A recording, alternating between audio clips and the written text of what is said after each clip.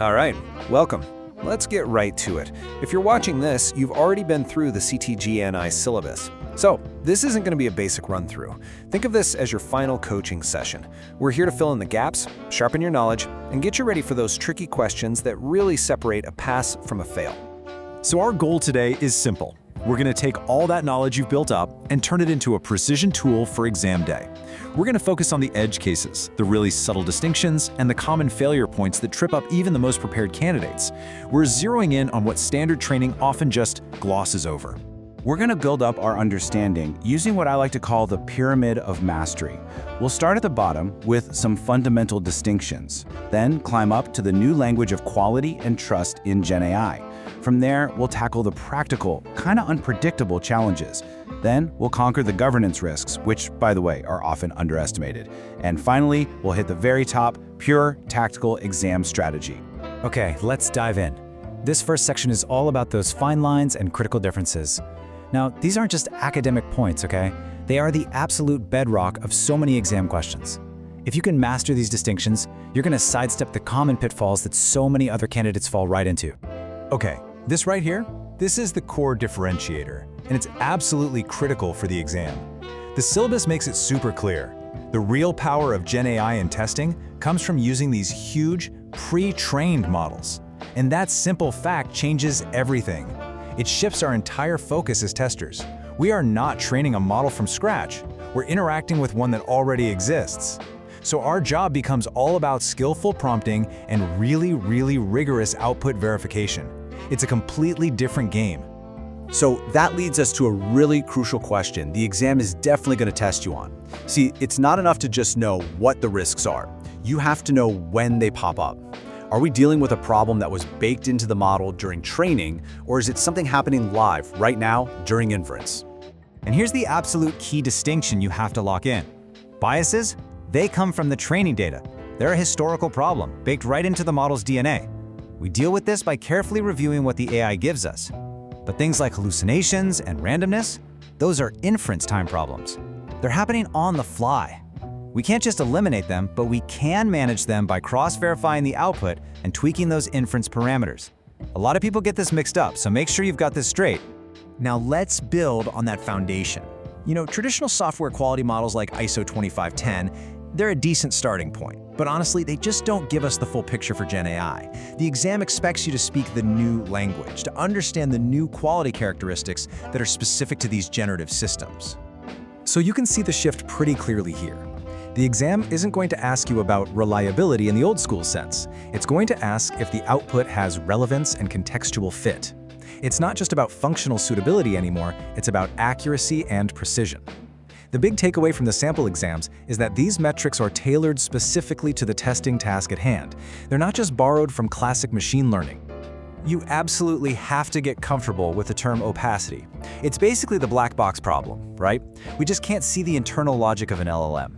And this is so critical for the exam because it's the root cause of so many of our challenges. It makes debugging a nightmare, it complicates validation, and it really impacts our ability to trust the output. If you understand opacity, you understand a core limitation of GenAI.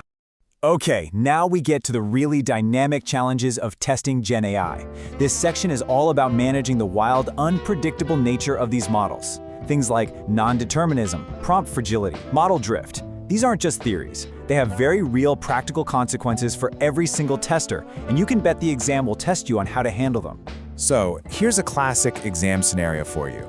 You need reproducible results, maybe for some regression testing, but every time you give the LLM the same prompt, you get slightly different test scripts. What do? How do you handle this? This question is testing your knowledge of the parameters we can use to control the model's behavior at inference time. The key takeaway here is the word temperature. Think of it like your dial for randomness when you're using the model. If you lower the temperature, you get less creativity and more consistent, predictable outputs. So, for example, a high temperature might generate a test login of Cosmic Pioneer 7, while a low temperature will reliably spit out test_user_1. For reproducibility, you need that lower temperature. Now I'm warning you, the exam will try to trick you with the term learning rate. Just remember, learning rate is for training a model, not for using it. This is a top-tier exam trap. Do not fall for it. All right, let's talk about hallucinations. The syllabus is very clear on this. They are just a fact of life when you're working with LLMs. The crucial point for your exam is that your role as a tester is not to prevent them. Honestly, that's impossible. Your role is to detect them. So how do you do that? Well, by cross-verifying everything against your test basis and by using your own domain expertise. The exam is going to test your mitigation strategy, not some non-existent prevention technique. Okay, let's pivot for a second. So many candidates just skim the governance chapters, and that is a huge mistake. The CT-GenAI exam weighs these organizational, risk, and compliance topics really heavily. If you can master this section, you're going to pick up points that other people are just leaving on the table. Seriously, don't just glance over the chapters on strategy and governance. The ISTQB has made it crystal clear that a certified tester has to understand the organizational context. That includes risk management, compliance, and the processes for using GenAI responsibly. This is not fluff. It is core examinable content. Just look at the scope of responsibility here. These are all strategic points. A manager has to define process guidelines, which includes deciding on the level of human oversight.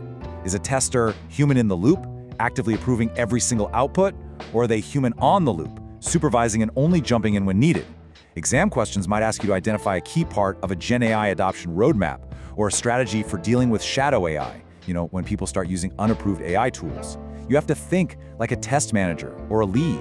And this brings us to the kind of risks that keep CIOs up at night. You have to be able to spot these risks and know their mitigations. Unintentional data exposure is a huge one, and so is compliance with regulations like GDPR. So what are the key strategies to fix this? The syllabus points directly to data minimization, only using the data that's absolutely necessary, and anonymization. Those are your go-to answers for any mitigation questions. We have made it to the peak of our pyramid. This final section is all about giving you that last-minute, high-impact boost. We are going to cover the most common traps, the core concepts you absolutely have to understand, and the mindset you need to walk into that exam feeling confident.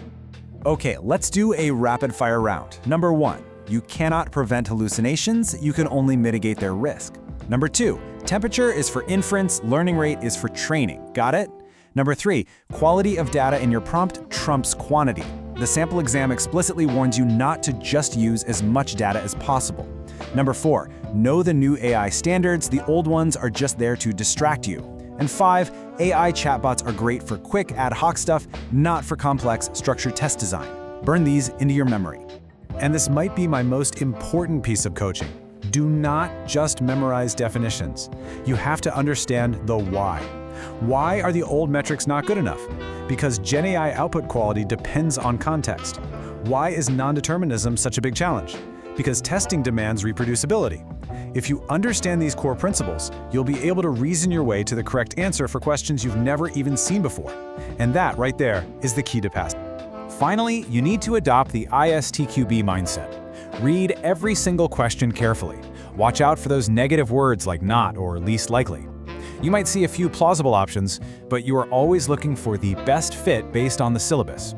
Break down the question, get rid of the obvious wrong answers first, and then pick the option that really reflects the principles we've been talking about today.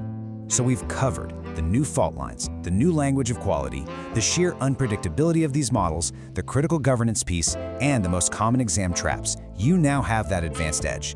So ask yourself, which one of these areas, if you really master it, will give you the biggest boost in your exam score? Focus there. Turn that knowledge into a passing grade.